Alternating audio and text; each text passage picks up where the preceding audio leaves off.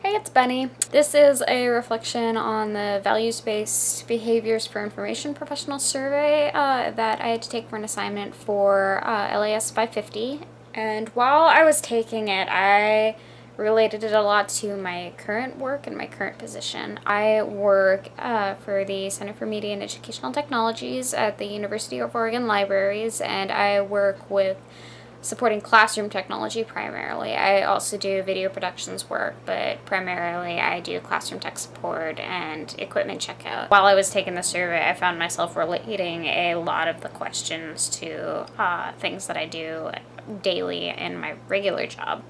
So as somebody who does a lot of tech support, I put a lot of emphasis on my patrons first and foremost. The instructors and students on this campus are the ones that I'm supporting primarily, and if we aren't able to do our jobs, they are unable to teach their classes in the way they want. Students' money is being wasted because they aren't getting the classes that they're paying for, and it's a lot of pressure on us, and I do my best to ensure that instructors have everything they need in classrooms so that their classes do go smoothly and so that that money isn't wasted, especially since classes are so expensive and tuition is rising so much nowadays. I do a lot of bending over backwards for my patrons. I think that that's probably one of the most important parts of my job, is making sure that if there is a solution for something, that we can implement it. I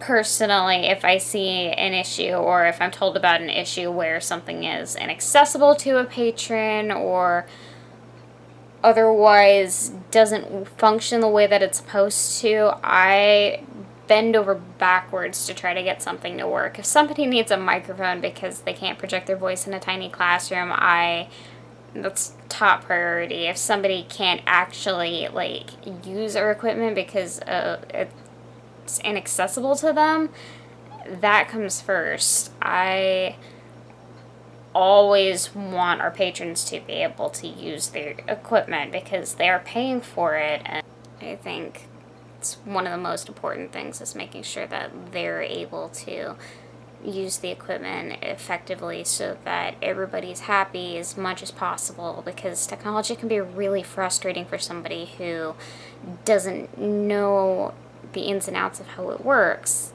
I have patrons who break down sometimes because they don't understand things, and it's kind of hard to watch sometimes.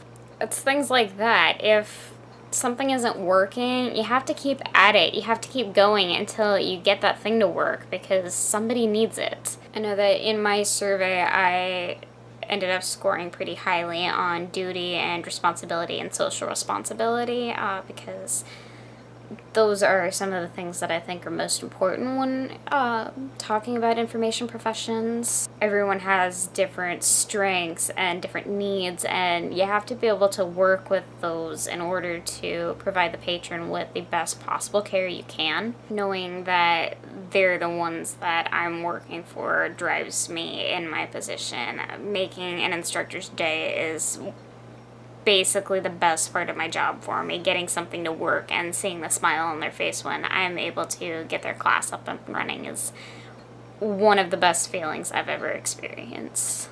I scored the lowest overall in the continuing competence section. This has been something I've been struggling with pretty recently, especially because I've been getting to a point where I've begun to doubt my abilities a little bit, and I have been in my job for 3 years this coming Sunday, and although I know that I have the skills I need to do my job, I still sometimes feel like I don't, and there's just that imposter syndrome, that self-doubt that comes around, and that's something that's really hard for me to work around. In general, I'm pretty good at figuring out what my limitations are in terms of what I absolutely can't do, but at the same time, there's a difference between figuring out what I know I absolutely cannot do and what I feel like I might not be able to do, even though I'm pretty sure I know how to do it. I try my best to grow and improve, but sometimes I don't feel like I'm doing enough in that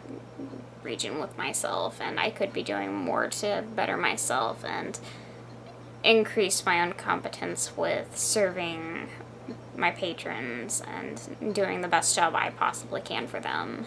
I think a lot of where I can improve with the weaknesses I have is changing my own mindset, for learning to tell myself that I'm capable of doing these things that I know I am capable of, rather than doubting myself so much, is probably one of the things that would get me the furthest along.